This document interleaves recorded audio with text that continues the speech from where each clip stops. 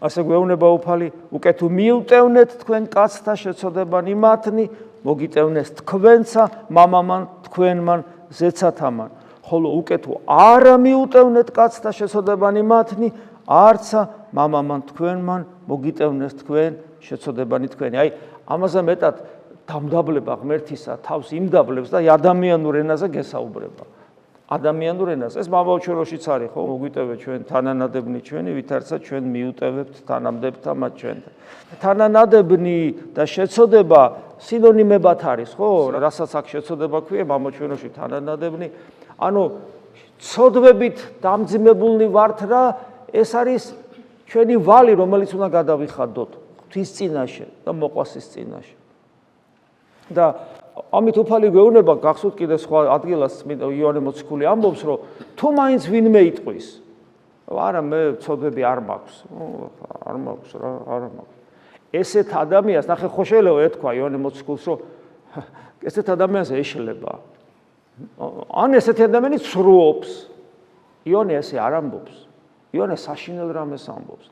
ადამიანი, რომელიც ამბობს, რომ მას ცოდვა არ აქვს, მას მატყუარად თავად იესო ქრისტე გამოყავს, ასე ამბობს იოანე მოციქული. გესმით, პირდაპირ შეურაცხყოფას აღენებ ღმერთს, რომელიც იმიტომ მოვიდა, რომ შენ გადაერჩინე და მან თქვა, რომ ყველა ცოდვილია. აი ასე ამბობს იოანე მოციქული. და ეხლა შეიძლება ჩვენ ესე დეკლარირებულად ესე არ განვაცხადებთ, მე ვარ უცოდველი, ახლა ასე თლად გადარეული უნდა იყოს ადამიანი, ასე რომ გააკეთოს. მაგრამ არ ჭირდება ამას განცხადება. უფალი მკითხულობს ჩვენს გულს. მდგომარეობა შეიძლება გქონდეს მასეთი, რომ შენ არც ისე ცუდი ხარ, არც ისე ცოდვილი ხარ. რამეში ვლინდება ეს, როგორ არ ვლინდება. განკითხვაში ვლინდება ეს მაგალითად. აი სხვას რო განეკითხავ, ამაში ვლინდება ეს. შენი თავი გაგჭირებია და სხვის ცოდებს ხედავ შედალოცვილო. ხო, კაცმა რო თქვას, ესე არ არის. გესმით? აი ესა. ის რომ მძაფრად არ განიცდი ხსნელის საჭიროებას. მძაფრად. როგორ მძაფრად იცი? აი სასუნთქი გზები გადაგიკეტო, ხო?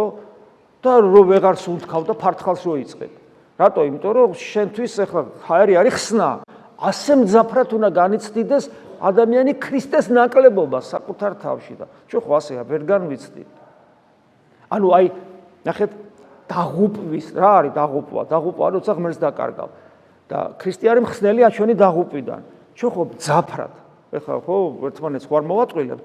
ვერცეთი ადამიანი მძაფრად თავის დაღუპულობას ვერ განიცდის. შეიძლება ვიღაცამ თქვას, რომ მაგას რო ესე განვიცდეთ, გადავირევით, ორ დღეში მოუკვდებით, რას გავუძლებთ. დიახ, გეთანხმებით. ამიტომაც ამბობენ წმინდა მამები, რომ საკუთარ თავში ჩაღმავება ესე იოლი არ არის. საკუთარი ჯოჯოხეთის ხილვა ასე იოლი არ არის, თუმცა თუ ადამიანი სწორად სულიერად ცხოვრობს და ეს ნიშნავს საკუთარ თავში უფრო მეტად და მეტად და მეტად და მეტად ჩაღმავებას, იქ ჯოჯოხეთს აღმოაჩენს რა, რომ ეს ჯოჯოხეთი მასზე შეაძრწუნებს, მაგრამ გვაფრთხილებს უფალი. ნუ გეშინია სილვან ათონელის პირით. მაინც ამყოფე შენი თავი მაგ ჯოჯოხეთში, მაგრამ იმედი არ დაკარგო. ანუ არ შედრკე და არ დაიწყო გარეთ გამოსვლა, ისევ შიგნით, ისევ ლოცვით, ღმერთის მოხმობით, გესმის, რომ საკუთარ თავში დამარცხდეს ჯოჯოხეთი ჯერ, იქ არ აღმოჩნდა მე საბოლოო ჯამში.